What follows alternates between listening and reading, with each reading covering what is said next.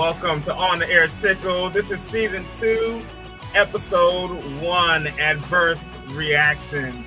I'm your host, OD. I'm so excited to come back live, bringing you all the stories of the Warriors.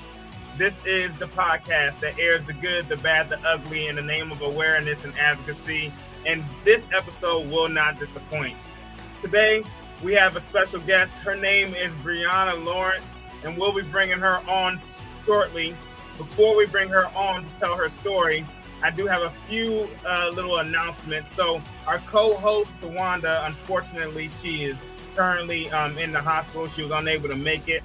This is On the Air Sickle. So our guest is also in the hospital, and she said, I am here. I'm doing this show. So we are moving forward. Ladies and gentlemen, I want to bring in at this time our guest.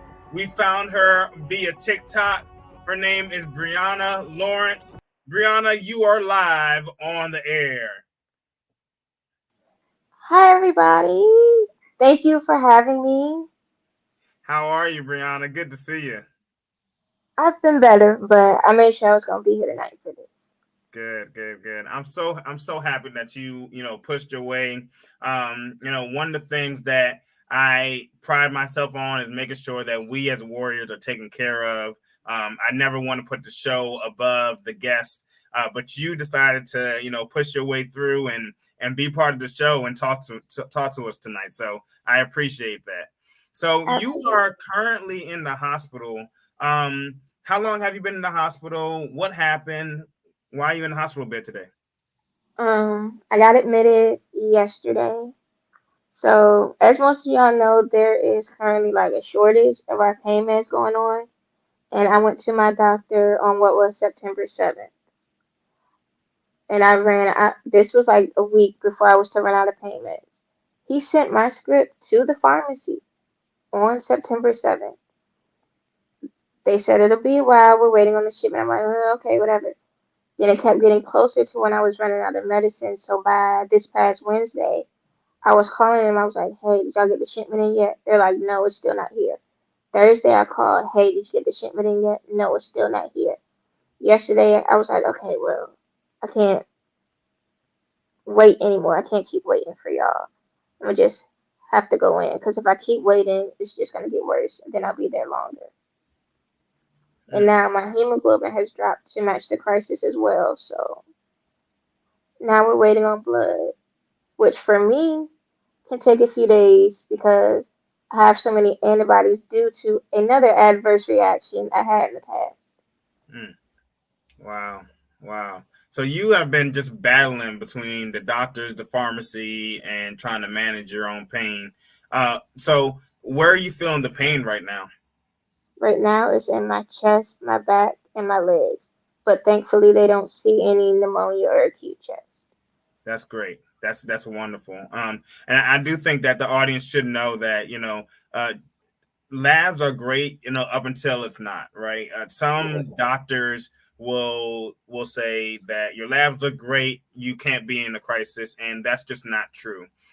So I am glad to hear that there's no pneumonia and that you for the most part are doing the best that you can. Thank you.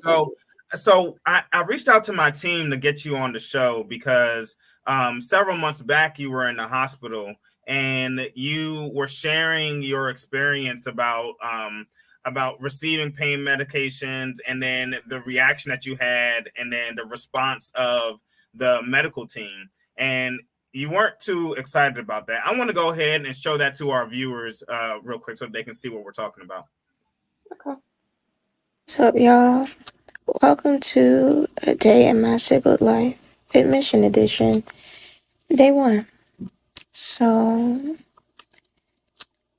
I got my last dose of pain meds in the ED around 5 a.m. I got up to the room on the floor at around 7:15 a.m. But I did not see a doctor until like between 10 and 10:30. I don't remember the exact time. Then I got my first dose of pain meds at 11 a.m. I'm on 1 milligram of Dilaudid every 3 hours. Is that helping? Not really, but I don't have the energy to argue with these people.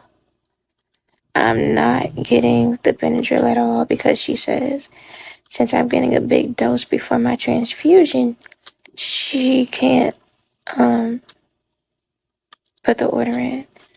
Mind you, that is my regimen. I always get Dilaudid with the Benadryl. And y'all know finding blood for me is hard. It can take a few days because I have so many antibodies. So now I'm just sitting here itching. Just itching. But, whatever. I'll see if the doctor on the night shift will put it up there. If not, I'll just be itching and pray I don't be scratching my skin off. Itching, just itching.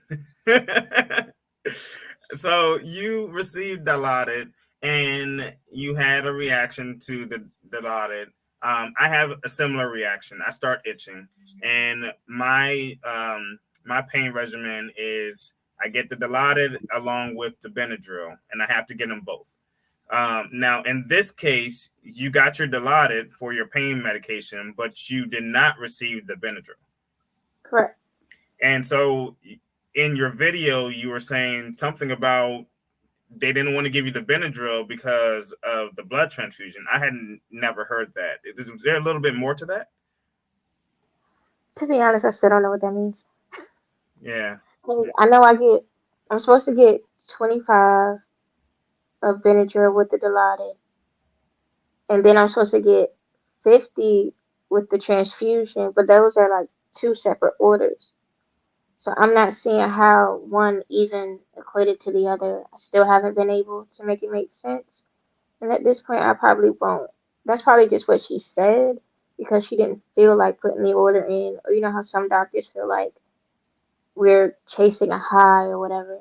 So she didn't want to combine the two together, even though that's what my regimen calls for. Mm. It's crazy that that doctors feel that way about sickle cell patients that we're drug seeking. It is actually, I think in the NIH guidelines that sickle cell patients can receive narcotic pains, like they're exempt from the narcotic scare that the government has placed on normal society, just because of the dynamic of the pain that we encounter, right? And so you should be receiving those pain medications. It's just interesting that they decided, to withhold the supplement, the Benadryl, to make sure that you didn't have another reaction in the process. I had never heard that before. I have heard of them wanting to not give the Dilaudid. I've heard of them not wanting to give that instead of the Benadryl, and then they would even try to give liquid Benadryl. Did you ever get the Benadryl? No, she didn't offer it PO. She didn't offer it liquid. She didn't offer it IV. She didn't. She wouldn't give it to me at all, except for, excuse me, when I was having the transfusion. Hmm. So how did that experience end for you? When did you discharge, from that video to your discharge date? How many days were in between? That admission, I want to say was about a week. So I want to say maybe 6 days. In the entire 6 days, you never received relief? Not with the Dilaudid. I got it. I think I had two transfusions that visit, so I got it with those two transfusions. But other than that, no. Wow. So tell me, what is your normal hemoglobin? Like, what's your normal number? My baseline is like high eights to a nine, but I Okay. haven't seen that in a few months. Wow. And are you okay with sharing with the audience where you are now? I think she said like 6.3. Okay. Okay. So you're in need for a blood transfusion. Yes. I know with me, they're also monitoring iron overload. How's your iron levels? As far as I know, they're good. They haven't mentioned anything about iron overload yet. But I also know that's the reason why I'm already not on transfusions monthly. That and the amount of antibodies I have. Right, right. Wow. So how do you adapt, Brianna? Tell us about, what you do when you're at home to try to prevent yourself from getting into the hospital. At home, I take my pain meds. My heating pad is my best friend. I have the weighted one that massages. Love it. Recommend it for everybody. Um, what else do I do? Showers, baths. Um, I try to play with my son to like be a distraction, but then sometimes that could also make it worse. So that's a toss up there. And I like watch movies, listen to podcasts, or listen to music as well. Wow. You hear that, folks? She says she listens to podcasts. So after this show is over, she's gonna go back and listen to this one. And I will critique myself and be like, why didn't you say this? You know what? It's funny because that always happens. That always happens. When your lives, things happen a certain way, and then you remember points afterwards. But you know what? It's great because this is where the engagement begins. Is getting to know about some of the complications, some of the trials, some of the struggles that we as sickle cell patients face, in the hospital. Um, how is how is this team compared to your last team? And then are you at the same location? I am at the same location for now because I got a letter in the mail stating my insurance will no longer cover this location as of October 1st. Mm. So now I'll have to go to a bigger but slower hospital because that emergency room is like a level one trauma. Once you go to a level one trauma, trauma seems to be all that matters. There's no protocol for us. At least here, it's like I know I'm gonna be at least back in the room within at least 30 minutes. Mm. But as far as the team goes, I would say it is better. He is listening to me this time. Um, he was supposed to adjust my dose today, but I know a lot of other things were going on the floor, so he hasn't done that yet. So, but I will bring it up tomorrow. But whatever concerns I do have, this particular doctor does do a good job at listening to me and changing what he can change. Awesome, awesome. And is it the same doctor? From the video, Yes. no. No. Okay. Okay. So that's a positive. You have a different doctor, someone that's in control, that's listening to you. Um, how does it make you feel when the doctors aren't hearing you? When you're expressing your uncomfortability with the medication. It's very frustrating because they look at us crazy when we are like crying and screaming in pain. They're looking at us crazy like it can't be that bad.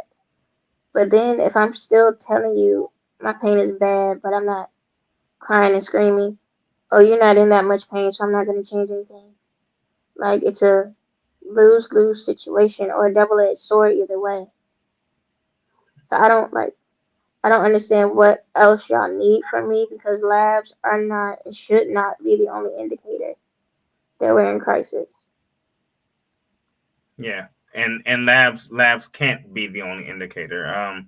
There are things that happen. You can have great labs today, and then tomorrow there's a shift. There's a change, and that kind of goes back to your point where you said that um, the misconception that sickle cell patients are drug seeking or they're hospital hopping. When they don't get proper treatment here, then they go to another hospital and they don't get proper treatment, they go to another hospital. Well, we're in search, right, of someone who understands, someone who will listen to our pain, listen to how we're feeling, and listen to how, what we need done for our bodies. um Right. Excuse me, you said that you had a son. How is your Yeah. son? He will be 2 in December. Oh, okay. All right. And has your son ever experienced you in pain, watched you go through a pain crisis? Sadly, yes. Yeah. What was what was his response to watching you in pain, and how did you respond? I feel like it depends on like if I'm actually physically showing that I'm in pain. 'Cause like if I'm just playing, and if I'm in pain, but I'm just playing with him like everything's normal, he's just gonna think everything is normal. But there have been a few times where like he's seen me cry, but he doesn't necessarily know why I'm crying, but he'll come and crawl up next to me and just lay there, which I appreciate because I know at his age they don't understand pain for themselves, so they're definitely not gonna understand pain for someone else. Hmm. Hmm. And what is your support group like? Who's in your corner? I have my mom, my boyfriend, my best friend, his family, and that's probably about it. So you have a small circle, and then you have your son, and you're trying to be strong for your son as a parent, and then you're trying to be strong for yourself as a warrior, and now you have to be strong in front of the doctors are who's not listening to you. That can be mentally draining. Wouldn't you say? Definitely, there have been those days where I'm like, I can't do this anymore. But now that I have him, it gives me more of a reason to be like, hey, you gotta fight through this. You have something to go hold to. You have someone who needs you. If you Yeah, don't do it for yourself, you gotta do it for him. yeah. And for the many people who are cheering you on, one thing that I um can say is that we didn't ask for this discomfort, this disease.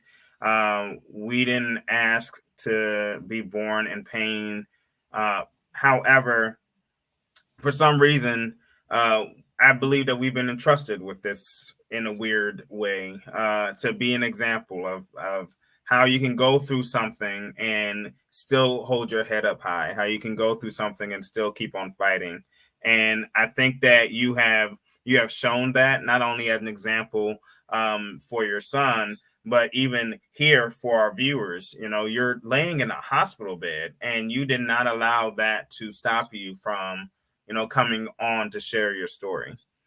I want us to reflect on um, your TikTok. You go through these series of admissions Hmm. when you're in the hospital. What gave you that idea? I'm tired of people treating us like we don't exist or like we don't matter. I'm tired of not having the funding that these other diseases get. I'm tired of not having the advocacy that these other diseases get. I feel like it's not fair that we are the most common genetic disorder, but when you ask around, even in our own community, there are people that are like, well, what's that? Or how there are so many warriors being born right now, and their parents are like, well, I didn't know I had the trait. What do you mean you didn't know? Because now with these kids, more than likely, their parents had a newborn screening. Hmm. Because now it's like those 90s babies and up are having kids now. You had a newborn screening because I was born in 1994 and I had one. So you should know, in my opinion. And if your parents didn't tell you, you're still like, but you have like family members who have the disease. For me, there's no reason why you shouldn't want to get that test to figure it out. Especially if you have family members who you've seen go through this and you know how debilitating it could be. Yeah. I wouldn't want to voluntarily put a child through that. Like for me, in my example, nobody else in my family has the disease but me. My mom didn't know she had the trait. But then again, my mother was born in the 60s. My father only knew because he went into the military.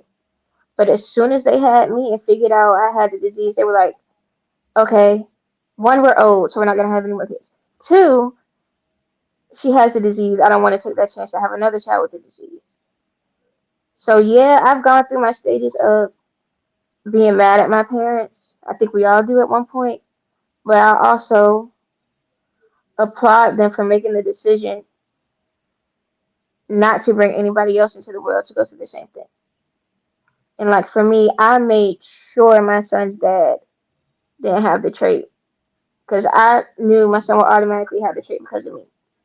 So I wasn't going to bring someone into this world to watch them go through everything I go through when it could be prevented. Not saying those of y'all who have done that are wrong.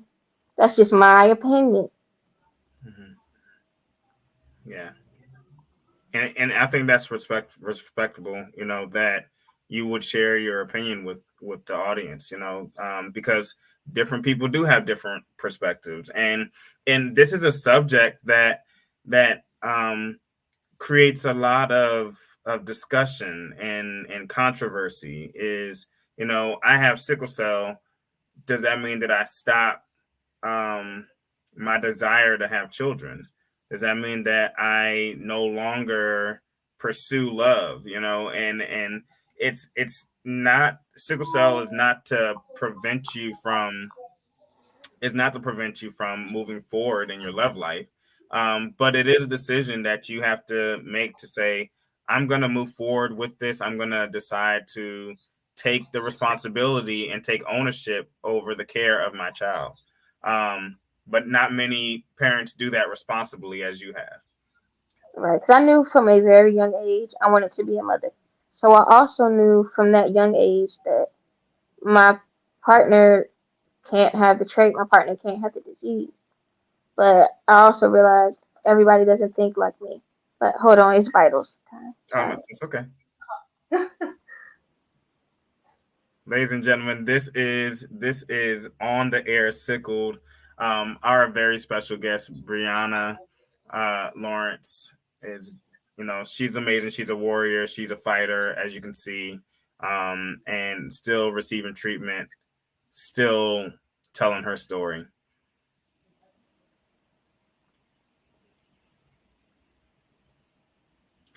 While we are on this small break, I do want to let you all know that this episode is brought to you by our very first sponsor, the Potter's Kettle.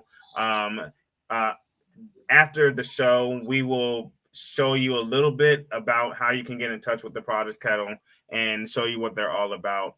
So excited that they decided to partner with On the Air Sickled for season 2. And I hope to partner with many other organizations to support the fight for our warriors, those dealing with sickle cell disease.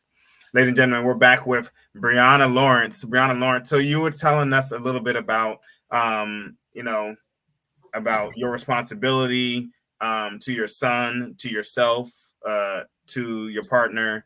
Um, Tell us a little bit more about that. How did you and your partner meet? Y'all don't laugh at us, okay? But Tinder, Okay. we would like to say it was the greatest swipe right in the history of swipes. I know that's real corny, but he came up with that, not me. My level of corny ain't that high. I think I can relate to his corniness then. You know what? It's funny because I actually met my wife on Facebook. So online dating, it does work for some people. Yeah, yeah. So you are originally from are you originally from this area, Virginia? Yes. Portsmouth, Virginia. Yes, born and Okay. raised. And what about your boyfriend? Him too, Portsmouth, Virginia, born and raised. But we didn't meet until we were adults already. Okay, okay. So how was it for him? And we're talking about adverse reactions, and the reason why I'm going this route is because it's there's so many factors and layers to dealing with sickle cell, right? From a mental standpoint, from an emotional standpoint, from a relational standpoint, I have sickle cell. This means that I have to make this decision for my life. This means that I have to have this type of support system. So these are all the things that come out of the fact that we were born with sickle cell disease, right? So I want people to understand that as I'm asking these questions aren't just about her medical history, but also how she's dealing with it, in her personal life.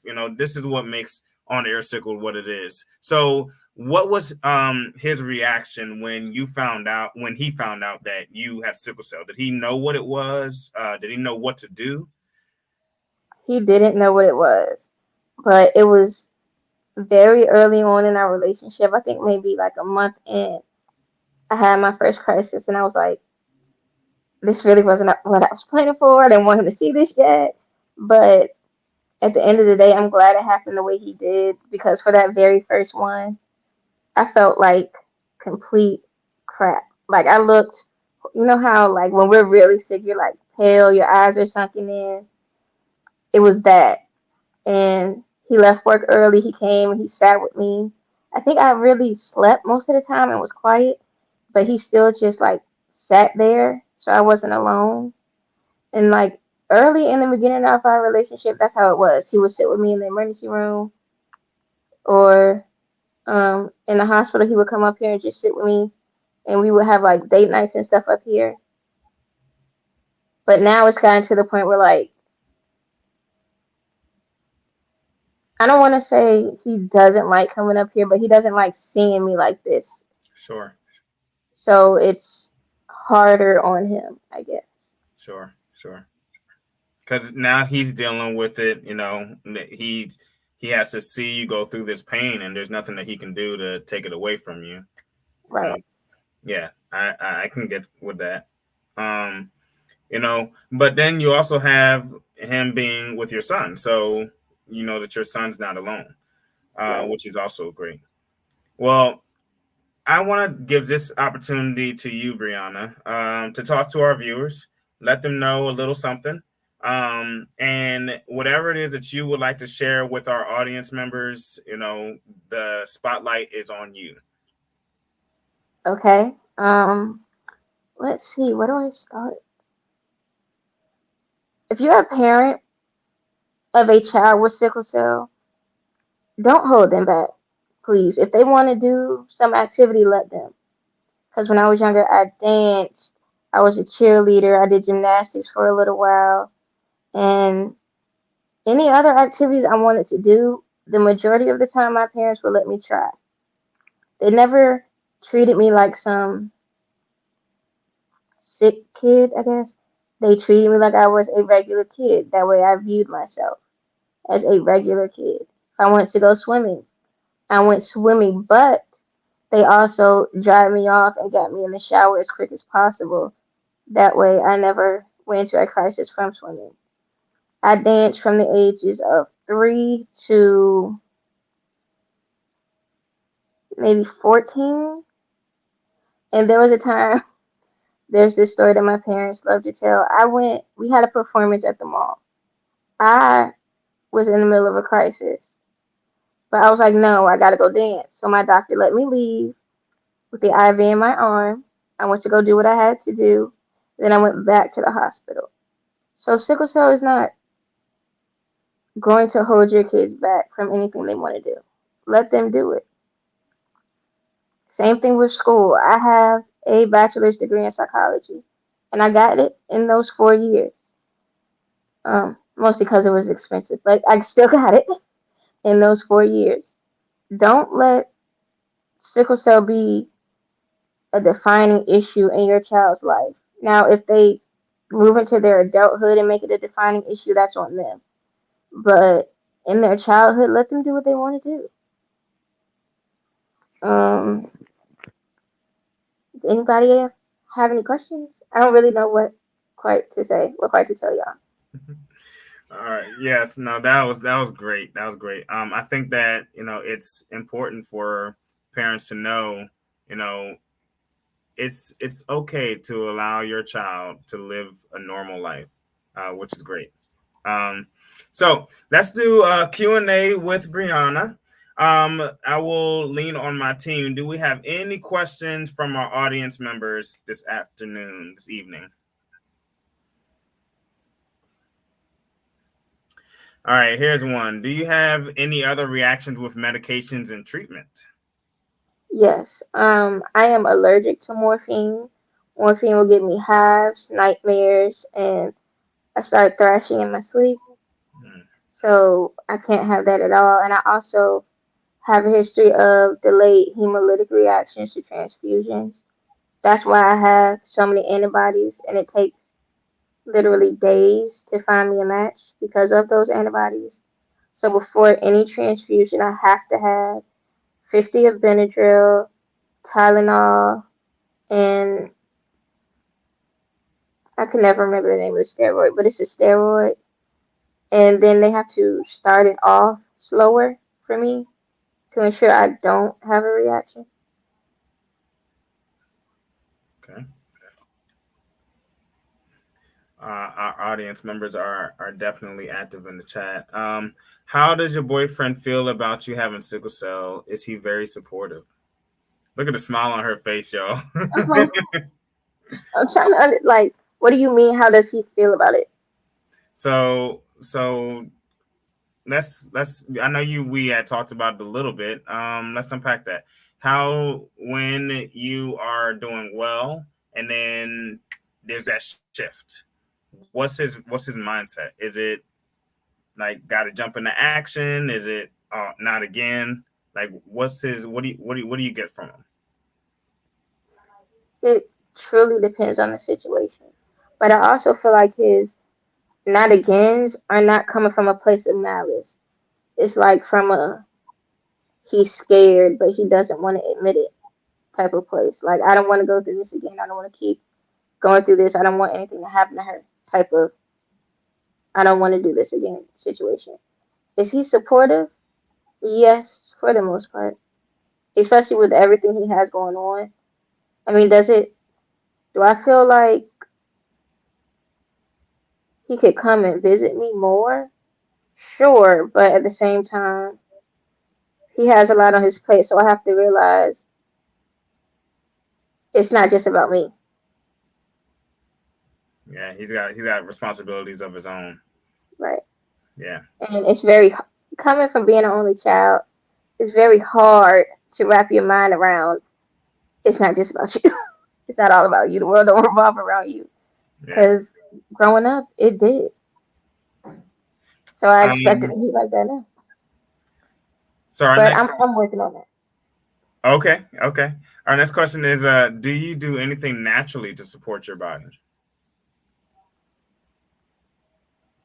I have in the past. I stopped, but I plan on starting again since my admissions have picked up a little bit over the summer.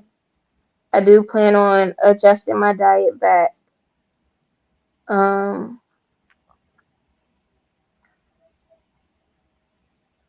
you said it was family friendly, so I don't know if I can say that. Edibles? Can I say that? Yeah, that's fine. Okay.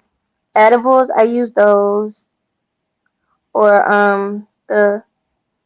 the cream with the THC in it, and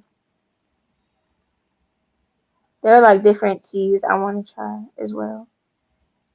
Awesome. Awesome. All right. Any other questions, team?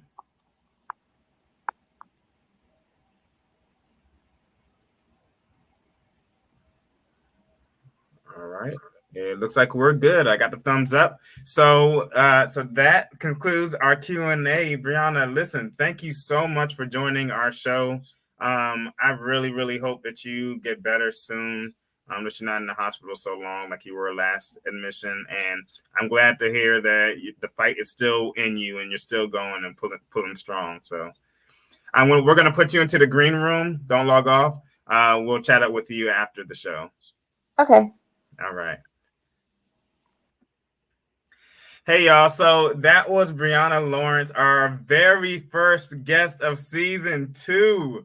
Listen, I am so excited that we are back on the air to share the stories that matter most from our sickle cell community. Part of the things that On the Air Sickled is planning to do is connect with our audience members, not only on social media platforms, but also when our viewers decide that they want to come on the show and they connect on our website. So if that is you, you can join our website. Go to www.ontheairsickled, and you can click the Share My Story link, right? You go to Share My Story, fill in the prompts, and your information will go to our team. We'll reach out to you and try to get you on the next episode of On the Air Sickled. Also, our goal is that we are broadcasted in as many places as we possibly can. So Facebook, YouTube, you can follow us on Spotify. We also have a TikTok. Connect with us on social media. We want to know that our stories are reaching each and every person that we can possibly reach. And then the final thing is our mission and vision.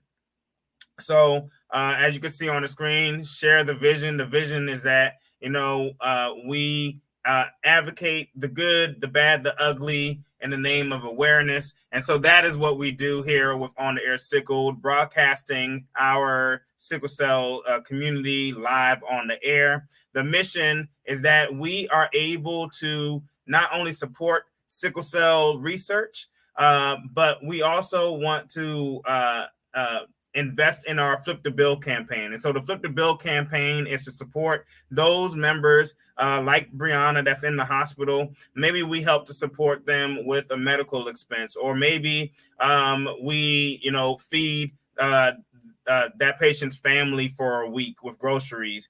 That is our goal. So we need your support. You can donate to us at our PayPal. That is at On the Air Sickled OD. Donate any monetary gift of any kind, and we will accept it. That, like I said, goes towards not only keeping and maintaining the podcast, but also supporting the sickle cell community. Finally, as I said earlier, this episode was brought to you by the Potter's Kettle.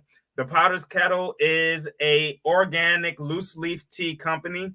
They have an online shop. You can go to their website, www.thepotterskettle.com. They have different teas that you can have that is filled with antioxidants, that's filled with support for the body and for its function. So if you need something for memory support, if you need something to help you with your liver and kidneys, if you need something to give you a little bit more energy without the crash, they have it for you. So I just want to go ahead and show their advertisement right now for our viewers. And then after that, I will be gone. Until next time, you all stay strong.